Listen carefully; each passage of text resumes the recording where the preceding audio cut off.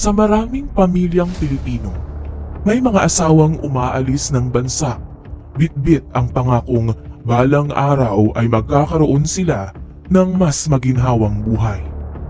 Kapalit ng pagsasakripisyo sa ibang bansa ay ang pag-asang magkaroon ng mas matatag, maginhawa at buong pamilya. Ngunit may mga pagkakataon na kabaliktaran nito ang nangyayari.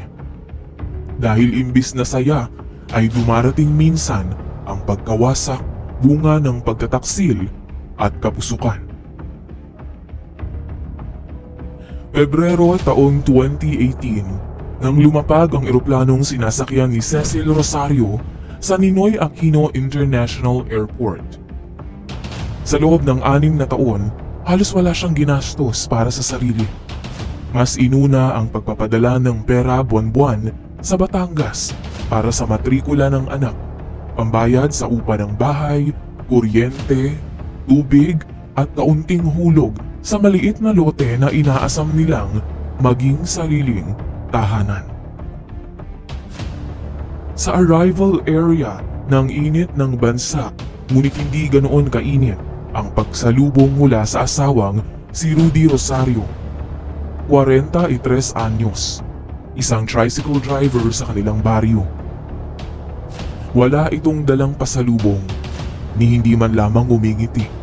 Nakatayo lang ito sa isang sulok, parang may hinihintay na ordinaryong pasahero at hindi ang asawang ilang taon nang nasa malayo. Lumapit si Cecil. Ngumiti at siya mismo ang nag-abot ng yakap. Ramdam niya sa saglit na pagyakap na malamig ang tugon ni Rudy. Mabilis na nawala ang braso nitong nakayapos at agad na kinuha ang isa sa maleta. Tahimik lamang si Cecil sa biyahe pauwi. Sa likod ng pagod, naroon ang matagal ng gutob na pilit niyang inilibing noong nasa abroad pa siya. Bago siya umuwi, ilang beses na niyang naisip na may iba ang asawa mula sa pagbabago ng oras ng pag-reply, paggamit ng social media at paminsan-minsang hindi ito makontak. Madalas ding maikli at tila walang buhay ang mga mensahe ni Rudy sa kanya. Ngunit tuwing sumasagi iyon sa isip niya, pinipili niyang magtiwala. Sinabihan niya ang sarili na baka dala lamang ng distansya at pagod sa pamamasada. Pagdating nila sa kanilang bayan sa Batangas, bumungad ang pamilyar na iskinita, ang mga kapitbahay na abala sa kani-kanyang gawain, at ang kanilang inuupahang bahay. Masayang sinalubong si Cecil ng anak nilang nagdadalaga na. May halong pananabik at konting ilang, marahil dahil matagal ding nawalay sa piling ng ina. Sa kabila ng pagod, nagpakita si Cecil ng sigla. Nag-abot ng pasalubong, nagkwento at sinubukang punan ang mga taong wala siya. Ngunit mabigat ang presensya ni Rudy sa loob ng bahay. Pagkatapos magbaba ng mga gamit, agad itong umalis para muling pumasada. Walang malinaw na dahilan, basta lamang nagpaalam na may biyahe pa raw siya. Sayang ang kita. Para kay Cecil, normal na rason yun para sa isang tricycle driver. Ngunit sa pagkakataong iyon, ramdam niya na parang mas gusto nitong nasa labas kesa makasama ang bagong dating na asawa. Nang mga sumunod na araw, sinubukan ni Cecil na buuin muli ang ritmo ng pagiging asawa at ina sa Pilipinas. Siya ang nag-aasikaso ng pagkain, naglalaba, naglilinis at naghahanda para sa kanyang planong negosyo. Nais niya sanang magkaroon ng sari-sari store o maliit na eatery malapit sa terminal. Gamit ang naipon mula sa pagiging domestic helper.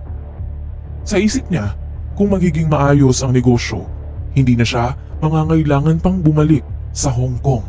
Magkakasama na sila sa iisang bubong araw-araw. Nung una niyang ipinaalam kay Rudy ang plano, malamig ang naging tugon nito.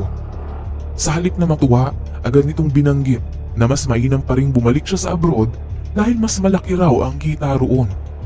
Ipinunto ni Rudy na may mga bayarin pa. May anak na kailangang pag-aralin. Nakinig si Cecil, pero ramdam niyang iba ang laman ng pakiusap ng asawa. Sa tahimik na pagtingin nito sa kanya, tila hindi pag-aalala ang gumagalaw sa likod ng mga salita nito, kundi kaba na baka mag-iba ang takbo ng buhay nito kung mananatiling naroon sa bahay si Cecil. Hindi agad sumagot si Cecil. Sa halip nagbilang siya ng mga taon. 6 na taon siyang nagtiis sa malayong bansa. Tumanggap ng kung ano-anong utos, tiniis ang pangungulila at halos lahat ng kinita ay diretso sa bahay. Wala siyang naipundar para sa sarili, maliban sa ilang damit at gadget na kailangan sa komunikasyon. Ang plano niyang negosyo ay tanging nakikita niyang daan para hindi na siya mawalay muli sa anak. Kaya sa unang pagkakataon, matatag niyang itinanim sa isip na hindi na siya aalis. Sa sarili niyang kalooban, nagpasya siyang hindi na siya babalik ng Hong Kong. Kahit gaano pa ipilit ni Rudy na mas mainam kung aalis siya. Habang lumilipas ang mga linggo, mas lalo niyang napansin ang pagdistansya ng asawa. Madalas itong malate umuwi. Laging may rason, nasiraan, may hinatid sa malayong barangay, may inabutang kakilala sa kanto, at napasarap ang kwentuhan.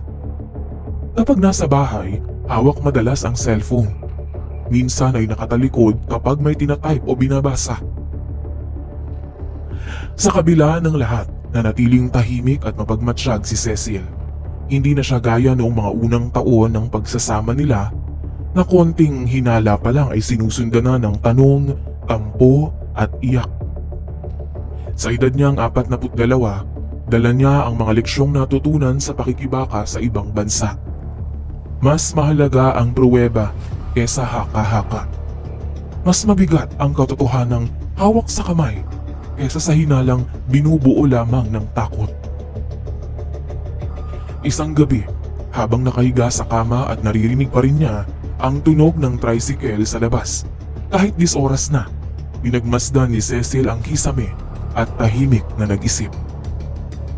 Naroon ang tanong kung nagkamali ba siya sa pag-alis noon. Ramdam niyang may mali, may nagbago, may hindi na umaayon sa kwento ng isang asawang sabik dapat sa pagbabalik ng may bahay. Sa likod ng pagod niyang katawan, unti-unti nang nabubuo ang isang plano, hindi lamang para sa negosyo, kundi para sa paghahanap ng kasagutan sa matagal ng masamang kutob na pilit niyang sinisiil. Isang umaga, habang pinagmamasdan ang asawa sa pag-aayos sa tricycle, napansin ni Cecil ang pagdulas ng isang cellphone mula sa toolbox. Agad itong kinuha ni Rudy, tila nagulat at mabilis na ibinulsa. Doon lalong tumindi ang pagdududa ni Cecil. Pinili niyang huwag magtanong. Sa halip, pinakiramdaman niya ang galaw ng asawa. Sa tuwing natatanggap ni Rudy ang tawag sa telepono, lumalayo ito para sagutin. Kapag tinatanong niya kung sino ang kausap, sumasagot ito ng may malamig na paliwanag. Sa tuwing bumubuo siya ng pasaring tungkol sa pagtataksil, binabaliktad siya na parabang siya ang nag-iimbento ng gulo. Sa mga gabing magkasama sila, ramdam ni Cecil ang distansyang hindi kayang sukatin ng salita. Sa kabila ng sakit, nagpasya si Cecil na hindi magpapadala sa emosyon. Kung babalik siya ng abroad na hindi nalalaman ang buong katotohanan, alam niyang mananatili siyang pinapaikot. Kung haharapin niya si Rudy nang walang ebidensya, tiyak na denial lamang ang aabutin niya. Sa puntong iyon, nagpasya si Cecil na hindi na siya uupo bilang asawang naghihintay lamang ng paliwanag. Siya ang hahanap ng sagot. Siya ang sisilip sa likod ng lihim. At sa puso niya, nag-ugat ang pangako. Anuman ang masaksihan niya, haharapin niya yon ng walang takot. Marso taong 2018, tahimik ang buong umaga sa kanilang sitio Nang magsimulang magtaka si Cecil sa kilos ni Rudy, maaga itong naligo, nagsuklay ng mas maayos kesa dati at halos inubos ang pabango bago umalis.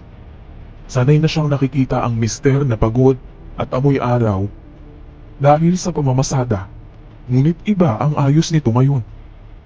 Hindi nagsalita si Cecil, salit pinakiramdaman niya ang kilos ng asawa. Plano niya itong sundan gamit ang motorsiklong binili niya para dapat sa negosyo. Paglipas lamang ng ilang minuto ay sinundan niya si Rudy mula sa terminal. Mula sa malayo, maingat niyang minamasdan ang tricycle ng asawa habang dahan-dahang umaandar sa kahabaan ng kalsada. Wala itong sakay na pasahero. Taliwas sa dapat nitong ginagawa nung umagang yun. At sa bawat minutong lumilipas ay lalo pang tumitindi ang kutob ni Cecil. Ilang sandali pa, biglang lumiko ang tricycle sa isang makitid na daan na papunta sa masukal na bahagi ng sitio. Wala ron ang bahay ng sinumang kilala niya. Walang mga residente, tanging masukal na mga damuhan at puno lamang ang naroon. Huminto si Cecil sa medyo malayo at naglakad na lamang upang hindi matunugan ng asawa ang kanyang pagsunod. Ilang minuto pa ang lumipas ay napansin at narating niya ang halos dulo ng sitio. Sa pag-iikot ng mata niya, nakita niyang nakaparada ang tricycle ng asawa sa ilalim ng punong may makapal na lilim. Wala si Rudy roon. Naghari ang katahimikan sa paligid. Maririnig ang tunog ng makuliglig at pagaspas ng dahon, ngunit sa pagitan ng mga iyon, may umuusbong nakakaibang ingay. Mahina sa una, ngunit malinaw. May halong paghinga, ungol at kaluskos ng damuhan. Dahan-dahang sumilip si Cecil sa direksyong pinanggalingan ng tunog. Bawat hakbang ay nangangatal, hinahati ng kaba at galit. Nang tuluyang maaninag ang tanawin sa likod ng malalaking dahon, halos bumaliktad ang sikmura niya. Nandun si Rudy, walang saplot, nasa likod ng isang babae na tiyak niyang mas bata kesa sa asawa. Mainit ang yakapan, walang bakas ng pagsisisi o pag-aalinlangan. At ang babae, kilala niya. Ang dalagang iyon ay si Angeline Orlanda, ang 23 anyos na inaanak niyang bininyagan noong 7 taong gulang pa lamang. Anak ng dating kaklase niya at matagal nang itinuturing na parang tunay na kapamilya. Bumagsak ang mundo ni Cecil. Sobrang sakit ng kanyang natuklasan. Hindi niya namalayan ang paglapit. Sa sobrang galit, lumagasa siya papunta sa dalawa. Nagulat ang magkalaguyo. Napaatras si Angeline habang tinatakpan ang sarili. Samantalang si Rudy ay napamulagat. Tila hindi makahanap ng katagang makapagtatanggol sa sarili niya. Hindi na napigil ni Cecil ang sarili. Sunod-sunod ang sampal na ibinigay niya sa mga ito. Puno ng matagal na pagtitiis at galit. Sa gitna ng tensyon, pilit siyang pinipigilan ni Rudy. Nais nitong patahimikin si Cecil, ngunit hindi ito nakinig. Lumakas ang sigawan, nagbanggaan ang kanilang mga katawan, at sa isang iglap, sinampal siya ni Rudy ng malakas, hindi dahil sa galit, kundi dahil sa takot. Tumilapon si Cecil, tumama ang ulo niya sa isang nakausling kahoy sa lupa. At bago siya tuluyang mawala ng malay, huling naaninag niya ang takot at pagkataranta sa mukha ni Rudy at Angeline. Nang inakalang wala ng buhay si Cecil, dali-daling kumaripas papalayo ang dalawa. Iniwan ng babae sa kritikal na kondisyon habang iniisip na hindi na ito makakaligtas sa lakas ng impact ng nangyaring sagupaan. Nanatiling nakahandusay si Cecil Rosario habang unti-unting namumuo ang dugo sa batok. Tahimik ang paligid, maliban sa mahinang ihip ng hangin at kaluskos ng mga tuyong dahon. Wala ni isang bakas ng galaw mula kina Rudy at Angeline na mabilis na tumakas sakay ng tricycle matapos akalaing wala na siyang buhay. Habang papalayo ang ingay ng makina, isang magsasakang pauwi mula sa bukid ang nakarinig ng mga sigaw sa di kalayuan bago tuluyang tumahimik ang paligid. Sa paglapit niya, nakita niya ang nakahandusay na katawan ni Cecil. Walang malay. Naramdaman niyang may mahinang pulso pa ito, dahilan upang agad siyang humingi ng tulong sa mga kamag-anak. Ilang kapitbahay at kaanak ang sumama sa lalaki at sa improbisadong garong ay dahan-dahan nilang isinakay si Cecil. Habang tinatahak ang mabatong daan patungo sa Barangay Road, halata ang pagkabigla at pag-aalala ng mga nakasaksi. Dinala siya sa pinakamalapit na ospital sa bayan. Agad siyang isinailalim sa pagsusuri at masinsinang gamutan. Sa ulat ng doktor, kritikal ang unang yugto ng kanyang kondisyon at ang pagkakasugod sa kanya sa ospital ng maagap ang siyang dahilan upang hindi siya tuluyang mapahamak. Samantala sa kanilang barangay, ikinalat ni Rudy ang kwento na nagkaroon lamang sila ng tampuhan ni Cecil. Pinalabas niyang umalis ito dahil sa labis na sama ng loob at wala siyang ideya kung saan ito nagpunta. Malinaw sa kanyang kilos ang pagtatakip, ngunit wala siyang kamalay-malay na may nakasaksi ng buong pangyayari at ang asawang akala niya'y patay na ay nagpapagaling pala sa ospital. Habang nagpapagaling si Cecil sa kama ng ospital, nagsimula nang magkwento ang magsasakang nakakita sa kanya. Ibinahagi niya sa mga tauhan ng barangay ang eksaktong lugar at oras na narinig niya ang sigawan. Sa ulat na ito, unti-unting nabuo ang larawan ng isang krimeng sinubukang pagtakpan. Pagkalipas ng ilang araw mula nang matagpuan si Cecil, kumalat ang balita sa kanilang barangay na buhay ito at kasalukuyang nagpapagaling sa ospital sa Tanawan. Mabilis itong umabot kay Rudy na noon ay kampanteng pinaniniwalaan ng mga kapitbahay na naglayas ang asawa matapos ang umano'y matinding pagtatalo. Nang makumpirma ni Rudy na nakaligtas ang asawa, agad siyang nagdesisyong tumakas kasama si Angeline. Sa halip na humarap sa sitwasyon, pinili nilang magtago at iwasan ang anumang posibleng investigasyon. Habang nagpapagaling si Cecil, sinimula ng Women and Children's Protection Desk ang dokumentasyon ng kanyang kaso. Ikinuwento ni Cecil ang kanyang pinagdaanan at ang bawat detalye nito ay tugma sa naging salaysay ng saksi na nagdala sa kanya sa ospital. Doon na niya isinampa ang mga kasong VAUC, serious physical injuries at concubinage laban kina Rudy at Angeline. Sa tulong ng barangay report, medical findings at testimonya ng saksi, mabilis na kumilos ang mga investigador. Ilang buwan ang lumipas, nakatanggap sila ng tip mula sa isang residente sa Lemery, Batangas. Ayon dito, may magkasintahang bagong lipat na tila iwas sa tao at bihirang lumabas. Ang deskripsyon ay tumugma kay Rudy at Angeline. Sa pagsalakay sa inuupahang kwarto, natagpuan nila ang dalawang magkalaguyo. Lalo pang ikinagulat ng mga autoridad nang makita si Angeline na buntis.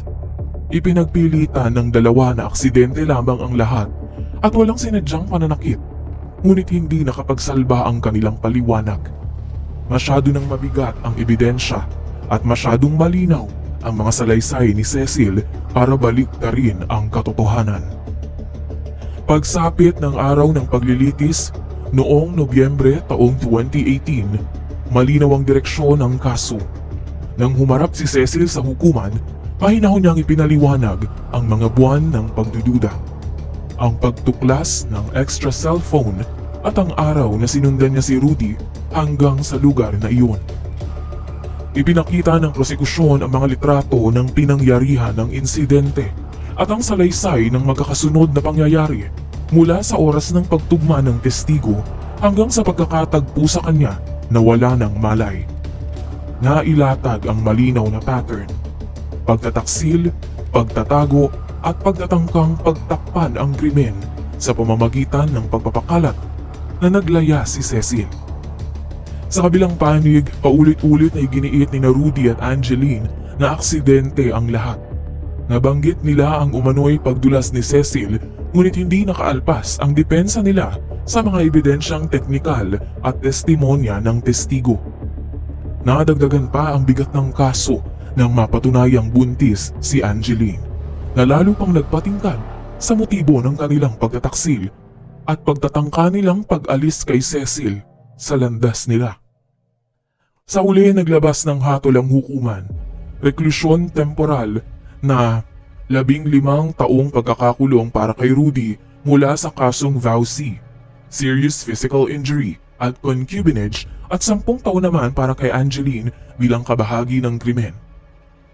Naipatupad ang sentensya matapos timbangin ang lahat ng ebidensya at testimonya.